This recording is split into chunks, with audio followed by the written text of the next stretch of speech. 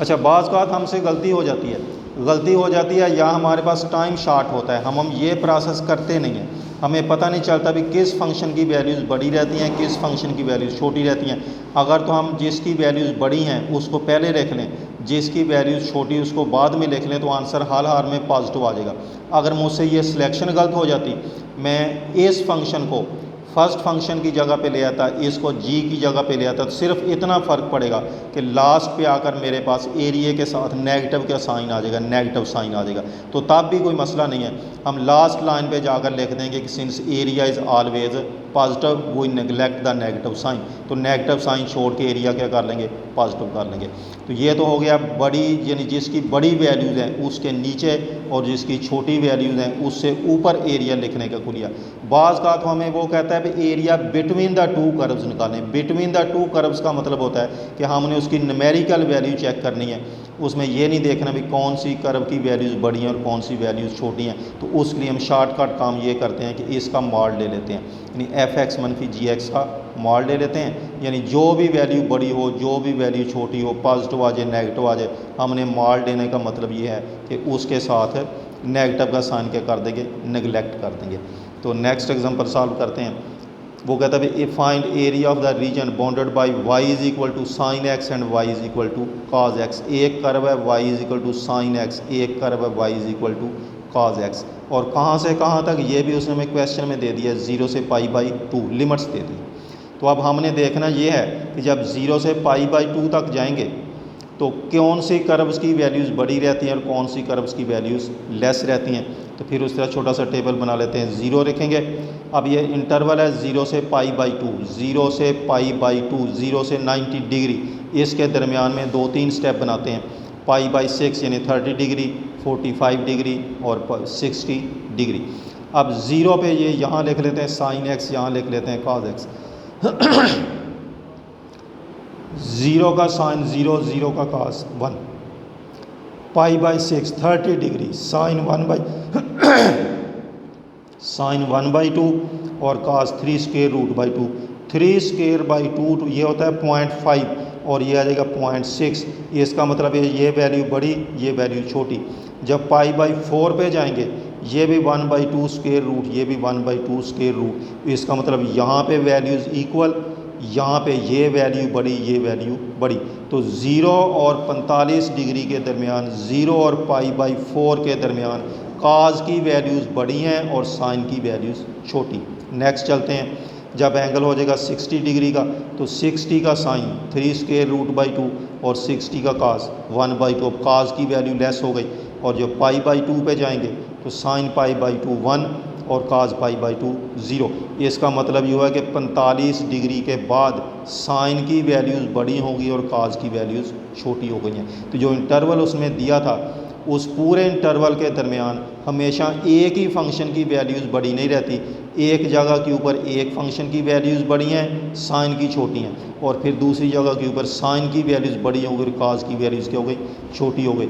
ये यूँ भी हो सकता है कि एक जो इंटरवल हमें दे उसमें कई बार एक फंक्शन ऐसे ऊपर नीचे आए और दूसरा फंक्शन भी ऊपर नीचे जाए, तो बाज़ इंटरवल में उसके जो सब इंटरवल बनेंगे एक फंक्शन की वैल्यूज़ बड़ी हो जाए और फिर दूसरे फंक्शन की वैल्यूज़ बड़ी हो जाए। तो यहाँ से हमने नोट किया कि साइन की वैल्यूज़ छोटी हैं, काज की वैल्यूज़ बड़ी हैं। कहाँ से कहाँ तक, जब हम चले हैं 0 से π/4 तक, 0 से π/4 तक काज की वैल्यूज़ बड़ी, साइन की वैल्यूज़ छोटी, और जब π/4 से π/2 तक गए तो साइन की वैल्यूज़ बड़ी हो गई और काज की वैल्यूज़ छोटी हो गई।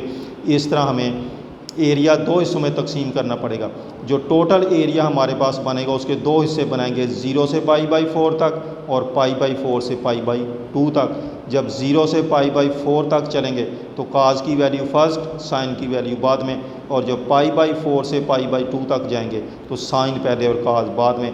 बाकी जस्ट हमने इंटीग्रेट करना है, काज की इंटीग्रेशन साइन, साइन की इंटीग्रेशन मनफी काज, मनफी मनफी प्लस हो जाएगा, साइन की इंटीग्रेशन मनफी काज और काज की इंटीग्रेशन मनफी साइन। इसमें पहले अपर लिमिट सपोर्ट करनी है, फिर लोअर लिमिट सपोर्ट कर देनी है, फिर उसका सिंपलीफाई करके एरिया निकाल दें। समझने वाली बात यही है कि इंटरवल के अंदर कहाँ से कहाँ तक एक फंक्शन की वैल्यूज़ बड़ी हैं और कहाँ से कहाँ तक एक फंक्शन की वैल्यूज़ हमारे पास छोटी रह जाती हैं। तो ये सारा नेक्स्ट सॉल्व किया हुआ है। नेक्स्ट एग्जांपल नंबर मैंने सॉल्व किया है 7, एग्जांपल नंबर 7, इस पे नज़र डालते हैं। Find area bounded by y is equal to x - 1 and y का स्क्वायर उसने दे दिया 2x + 6, 2x + 6। एक कर्व की ये इक्वेशन और दूसरी कर्व की ये इक्वेशन है। तो हमारे पास फर्स्ट वी फाइंड पॉइंट्स, पहले तो उनके पॉइंट ऑफ इंटरसेक्शन निकालने के दोनों कर्व्स एक दूसरे को इंटरसेक्ट करती कहाँ पे हैं, उनका यानी कॉमन पॉइंट ऑफ इंटरसेक्शन चाहिए।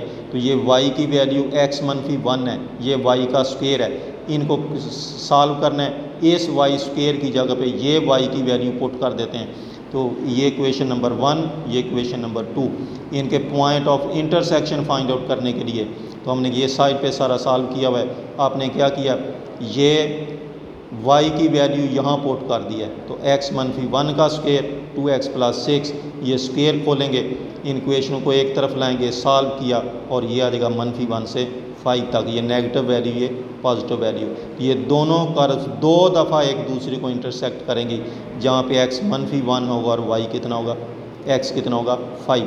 अब जब x - 1 होगा और कंप्लीट पॉइंट बनाना चाहें, ये x की वैल्यू -1 यहाँ पे पुट करके y निकाल लेते हैं, इक्वेशन नंबर 1 में पुट कर दें। जब x -1 होगा तो y आ जाएगा -2, और जब x 5 होगा, जिसमें मर्ज़ी पुट कर लें, इसमें पुट कर लें, इसमें पुट कर लें, यहाँ पुट करेंगे तो y की वैल्यू आ गई हमारे पास 4 के बराबर। इस तरह मुकम्मल पॉइंट हमारे पास बन जाएगा -1 और -2, और दूसरा बनेगा 5 और 4 के बराबर। ये पॉइंट ऑफ इंटरसेक्शन निकाल दिए। तो point of intersection of the two curves are ये वाला पॉइंट और ये वाला पॉइंट। अब सेकंड क्वेश्चन में हमारे पास है y का स्क्वायर। हमें जो कुरिया लगाना है उसमें y का स्क्वायर नहीं लगाना, y की वैल्यू पुट करनी है। तो y यहाँ से निकालेंगे, ये आ जाएगा positive negative 2x + 6, positive negative. तो पॉजिटिव नेगेटिव का मतलब है जब पॉजिटिव वैल्यू लेंगे वो तो x एक्सेस से ऊपर रहेंगी, और जब नेगेटिव लेंगे, y नेगेटिव वाले लेने का मतलब ये है कि ग्राफ लाइन के कहाँ आ जाएगा, नीचे आ जाएगा। तो इसके दो पोर्शन बन जाएंगे।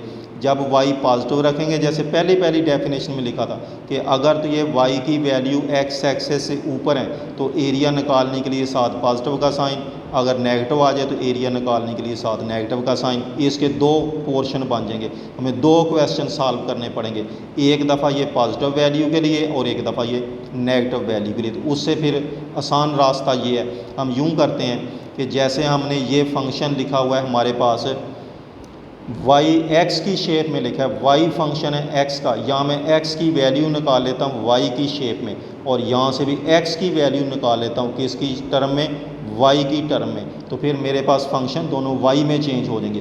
तो यूँ करते हैं, जो पहली इक्वेशन थी हमारे पास, इस उलझन से बचने के लिए भी दो पोर्शन हमारे पास बन जाएंगे, दो पार्ट क्वेश्चन के बन जाएंगे। ये हमारे पास थी, दो केस डिस्कस करने पड़ेंगे, एक दफ़ा ये पॉजिटिव वाला और एक दफ़ा ये नेगेटिव वाला। तो इससे बचने के लिए, सिंपलिसिटी के लिए हम यूँ करते हैं कि पहली इक्वेशन हमारे पास है y = x - 1, यहाँ से x को अलहदा कर लेते हैं। x को हमने y का फंक्शन बना लिया।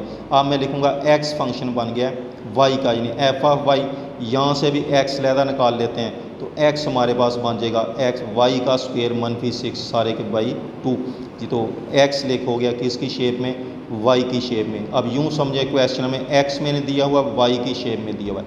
तो ये एक फंक्शन बन गया और ये दूसरा फंक्शन बन गया। अब मैंने देखना भी किसकी वैल्यूज़ बड़ी रहती हैं, इसकी या इसकी।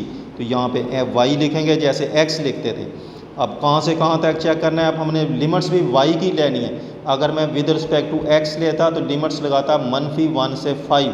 अब हम करेंगे विद रिस्पेक्ट टू y के इंटीग्रेट, तो लिमिट्स लेंगे -2 से 4, -2 से 4, ये y वाली वैल्यूज़ लेंगे।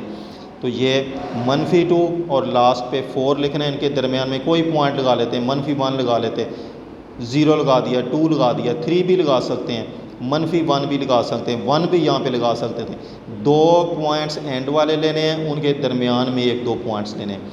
अब ये x y+1, ये जो x हमने y+1 की शेप में निकाला है, और ये x निकाला हमने y की 2 -6/2, ये यहाँ लिख दिया। इन पॉइंट्स के ऊपर इसकी वैल्यू निकालेंगे। जब -2 होगा इसकी वैल्यू